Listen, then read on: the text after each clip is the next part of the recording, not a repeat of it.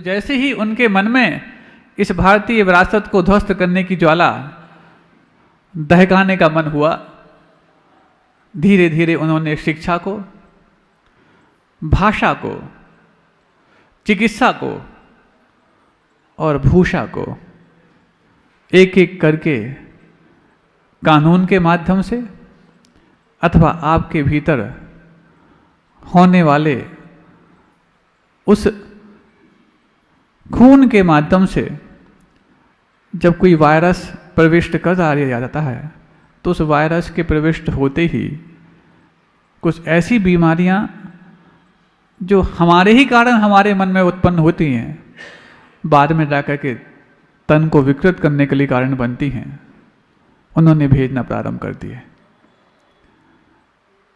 धीरे धीरे करते भाषा पे अटैक हुआ, भूषा पे अटैक हुआ। पिछले दिनों बताया भूषा पे अटैक कैसे हुआ कि 1,30,000 मीटर प्रति वर्ष भारत से भारतीय कपड़ा विदेशों में निर्यात होता था और उनके बुरे मकसदों के कारण भारत विदेशी वस्त्रों के आयात के लिए मजबूर हो गया। ठीक है, विदेशी वस्त्रों का आयात जिस भी तरीके से किया और स्वदेशी की क्रांति चलाने वाले उन क्रांतिवीरों ने विदेशी वस्त्रों की होली भी जलाई, लेकिन कहीं ना कहीं आपकी वो मजबूती कुछ मजदूरी के रूप में नजर आई। यदि वो उन अतिथियों की आवभगत करना हमने मंजूर नहीं किया होता तो उन्हीं के सामने घुटने टेकना हमने मजबूर कैसे किया होता। कहीं ना कहीं हमारे उन सांस्कृतिक विरासतों की मजबूती हमने खोई होगी, तब तो जाकर के उन सामने हमने मजदूरी को करते हुए पाया होगा। और हुआ ऐसा, एक के बाद एक भाषा पर, भूषा पर, भावों पर, तो फिर भोजन पर भी उन्होंने अपना कहर बरपाया। जहां तक भाषा की बात है, कानून के तहत मातृभाषा में शिक्षा पाना गैर कानूनी है, ऐसे नए नए मकसूदे उन्होंने तैयार किए। भूषा के बारे में हथकरघा उद्योगों को बंद किया। चिकित्सा के बारे में आयुर्वेद से तो सिर्फ मात्र बहुत लैंडी और बहुत खर्चीला उपचार होता है, ऐसी बात आपके मन में व्याप्त कराई। धीरे धीरे करके आपने भाषा भी उनकी अपनाई, शिक्षा भी उनकी अपनाई, चिकित्सा भी उनकी अपनाई, और धीरे धीरे भाव तो उनके हो ही रहे थे, इसी बीच में भूषा भी उनकी अपनाने के लिए आप मजबूर हुए। अब बात थी भोजन की। कोई भी देश का भोजन वहाँ की आबोहवा, वातावरण, जलवायु और वहाँ के लोगों की प्रकृति के आधार पर निर्धारित होता है। लेकिन प्रकृति, वातावरण और जलवायु को ध्यान ना देते हुए यदि दूसरे की प्रकृति और जलवायु को ध्यान रख करके उनके भोजन को अपना लिया जाता है तो ठीक ऐसा होता है जैसे हम पाने जाएं गर्मी में हवा और मिलने लग जाए लू। है तो हवा। भूख लगी हो और भूख लगने पर कुछ भी खाने के लिए तैयार बैठे हों, लेकिन खाते जाएं जहर, तो फिर क्या होगा? भूख से भी मरते, लेकिन जहर से मरने की जब बात आ गई, कुछ लोग ये कहने लग गए भूख से मरने में ज़्यादा त्रास है, जहर से मरने में ज़्यादा त्रास नहीं है, तो जहर ही खाते जाओ। क्या आप ये मान करके कि जहर से मरने में आसानी है, जहर खाना स्वीकार करोगे? कि भूख के त्रास को सहन करने के लिए आप तैयार हो गए? भारतीय संस्कृति कभी भी जहर की आसानी को मंजूरी नहीं देती, भले भूख के त्रास को सहन करने में अपनी सहन शक्ति का विकास क्यों ना हो, ये मानने के लिए तैयार रहती है। भोजन के बारे में भी उन्होंने आपके ऊपर कहर बरपाया। जैसा भाषा, भूषा, चिकित्सा और शिक्षा के बारे में आप उनको फॉलो करने के लिए मजबूर हुए, तो भोजन के बारे में भी आप उन्हीं को फॉलो करने के लिए मजबूर हो गए। सिर्फ मात्र भोजन की वस्तु नहीं, भोजन का समय भी। सिर्फ मात्र भोजन का समय ही नहीं, भोजन के बीच में अंतराल को भी आप समझ नहीं पाए। एक के बाद एक आपके दिमाग में वो चीज़ें थोप दी गईं जिसको आप मॉडर्नाइज होने के जिद में स्वीकार करते चले गए। एक शब्द आता है डिनर। डिनर समझते हैं? डिनर का मतलब क्या होता है? बिल्कुल, ये सारे भारतीयों के मन में बात थोप दी गई है कि डिनर का मतलब रात्रि भोजन होता है। किसी भी भारतीय ने डिनर को इंग्लिश की डिक्शनरी में खांकने की कोशिश की कि डिनर का मीनिंग क्या होता है? आज सब उठा के देखना अपने घर में जा कर के, और नहीं हो तो अपनी मोबाइल की डिक्शनरी में देखना कि डिनर का असली मीनिंग क्या होता है। तो आप पाएंगे DINNER डिनर। इसका जैसे आप वहाँ पर क्लिक करेंगे तो उसका मीनिंग और उसकी परिभाषा सामने लिखी आएगी। The main meal of the day, either afternoon और इवनिंग। दिन का मुख्य भोजन, चाहे दोपहर में हो चाहे वो शाम को हो, उसका नाम डिनर होता है। और आप लोग क्या मानते हैं? कैंडल लाइट में होने वाला भोजन का नाम डिनर होता है। मतलब कितने बाकी सारी चीजों के लिए तो आप तहकीकात करने की कोशिश करते, कोई गुरु के माध्यम से वचन मिल जाए और हमें पालन करने की बात आए तो 10 बार ऊपर नीचे होने की बात करते। लेकिन ऐसे फिरंगियों के माध्यम से आपके अंदर वो गुलामी के बीज बो दिए गए, लेकिन उन बीज से हुई खरपतवार को तुम छांटने की कोशिश भी नहीं कर पाए, और डिनर का नाम और डिनर का मीनिंग तुम रात्रि भोजन में पहचान पाए। आज जाके पढ़ लेना सब लोग और बता देना अपने बच्चों को कि डिनर का मीनिंग रात्रि भोजन होता ही नहीं है। मतलब जिन्होंने भोजन के डिनर शब्द को दिया वो भी नहीं चाहते थे कि तुम रात्रि भोजन करो। वो भी नहीं चाहते कि तुम मध्यम लाइट में, कैंडल लाइट में जाकर के और डाइनिंग टेबल पर बैठ जाओ। और जब डिनर का मीनिंग रात्रि भोजन नहीं होता, तभी तो ब्रेकफास्ट का मीनिंग सामने आता है। ब्रेकफास्ट समझते हो? क्या समझते हो आप लोग? सुबह का नाश्ता। बहुत अच्छा। पहले इस ब्रेकफास्ट शब्द को ब्रेक करो। Breakfast, break the fast. Fast का मतलब तो आप समझते हैं, फास्टिंग करते ना, उपवास। उपवास को ब्रेक जो किया जाता है उसका नाम ब्रेकफास्ट होता है। अब उपवास कब हो? दिन में उपवास हो तो फिर सुबह ब्रेकफास्ट कैसे? इसका मतलब रात्रि में उपवास हो तब जाके उसको ब्रेक किया जाए, उसका नाम ब्रेकफास्ट होता है। तब जाके डिनर और ब्रेकफास्ट ये दोनों शब्द एक दूसरे के विरोधाभासी न बन करके पूरक बन के चलते हैं। डिनर का meaning the main meal of the day, either afternoon और इवनिंग।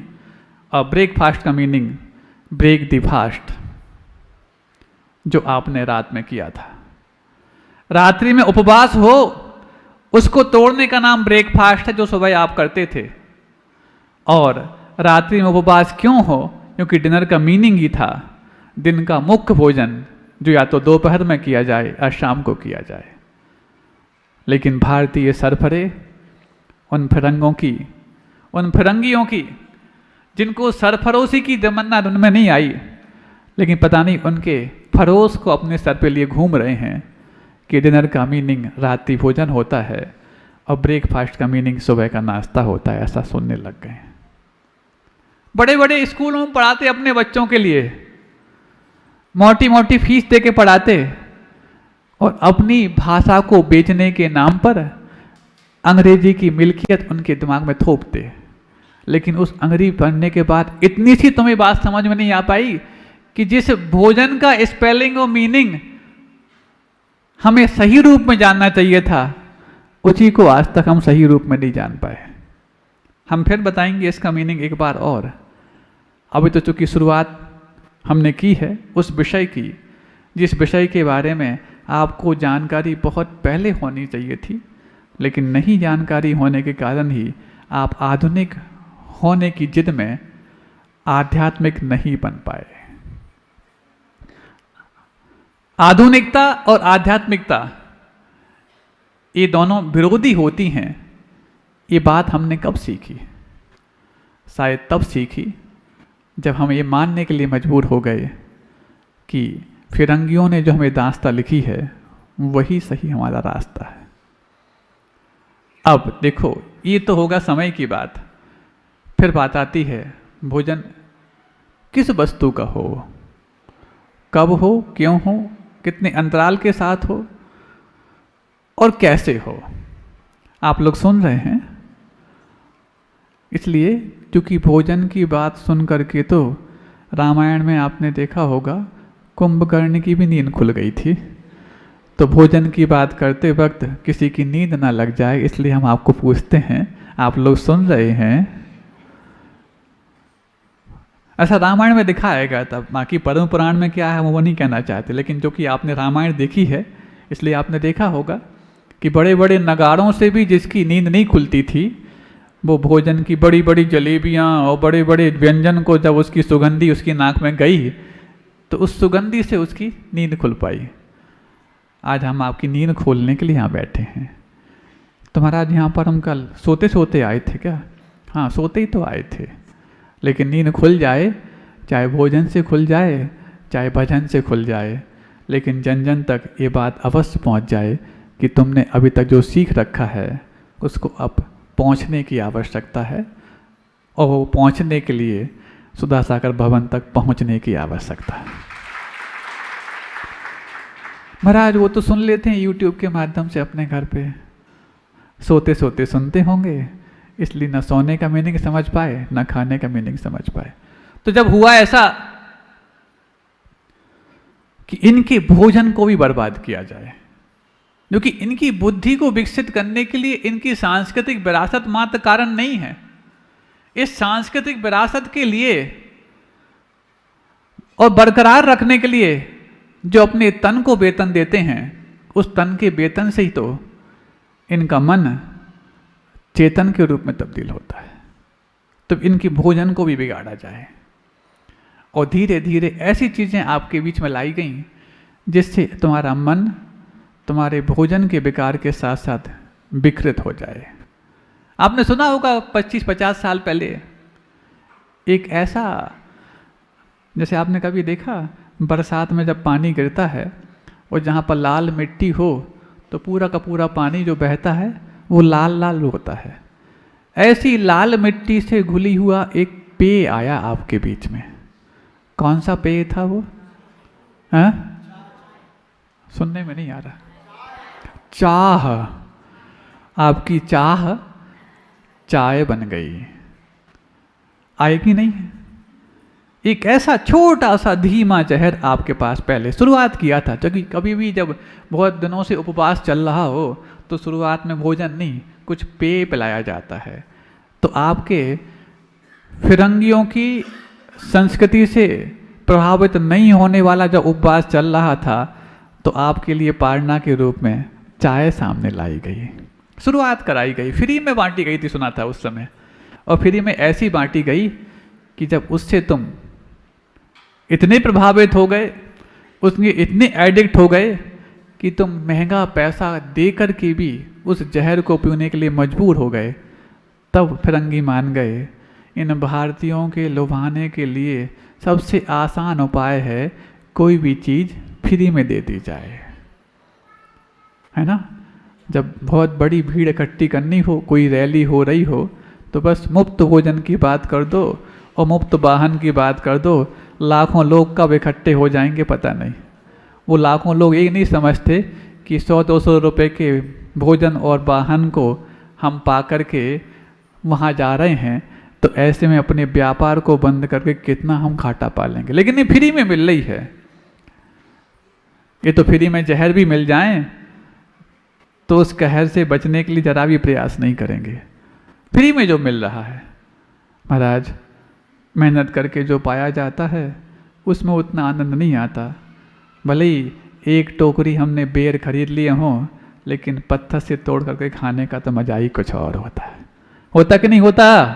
सब्जी लेने जाओ, साथ में बच्चे को लेके जाते हो, हाँ, कितने भी फल खरीद लिए हों, एक बच्चे को, अरे तूने 100-500 रुपये खर्च करके थैले भर सब्जी खरीद ली, उसके बावजूद भी तेरे अंदर से ये नहीं गई कि उस सब्जी वाले से अपने बच्चे के लिए याचना करके एक फल खरीदने की बात हो। उसमें आनंद ज़्यादा आता है। हाँ, 500 रुपये की सब्जी और फल खरीद ली, उसमें ज़्यादा आनंद नहीं है। फ्री में एक बच्चे को उसने आम दे दिया, हाँ, ये ठीक रहा। दूध लेने जाते हो, 2-5 लीटर दूध खरीद लिया हो, थोड़ा सा ऊपर से एक शांति धारा डाल दो ताकि हमें शांति हो जाए कि हाँ दूध कम नहीं है। क्यों? बस इतनी ही तुम्हारी जो चाह थी, इसी कारण से वो चाय तुम्हारे जीवन में प्रवेश कर गई, फ्री में जो दी गई थी। और ऐसा जहर जो अंदर ही अंदर आपके लिए तन को तोड़ने का कहर बन करके सामने आया। निकोटीन तो उसमें था ही, लेकिन ऐसे कई सारे केमिकल्स हैं, था क्यों, अब तो है, अब तो हर घर में है वो। पहले जो चाय पीता था, ठीक ऐसा माना जाता था जैसे कोई सिगरेट पीता हो। आज तो सिगरेट भी चाय जैसी बन गई है। हाँ, बिल्कुल खुलेआम बच्चों के बीच में भी पी जाती है, बच्चे भी पीते हैं, माता पिता भी पीते हैं। महाराज, पिता की माताएं भी पीती हैं। यहाँ की बात नहीं कर रहे हम, तो कहीं जो भी बात आपको अच्छी न लगे वो समझना कहीं बाहर की है, और जो अच्छी लगे तो लगता आपकी ही है। जब भोपाल चातुर्मास हो रहा था, भोपाल चातुर्मास में हबीबगंज इलाके में चूँकि पूरा एजुकेशन हब है, तो एजुकेशनल हब होने के कारण सुबह सुबह जिन सड़कों पर सैकड़ों की तादाद में चौके वाले खड़े पाए जाते थे, शाम को वही चौके वाले जब शाम को भक्ति के बाद आते पुरुष लोग, तो बताते, बोले महाराज शाम का हाल कैसा है। जितने भी कोचिंग इंस्टीट्यूट चलते हैं उनमें लड़के तो फिर भी शरीफ हैं, लड़कियां सबसे ज़्यादा क्या क्या करती हैं कहने में नहीं। महाराज, हम वो सिर्फ जो आपके सामने कह सकते हो बयां कर रहे हैं। सिगरेट तो हर लड़की के मुख पर होती है, सुन रहे हो?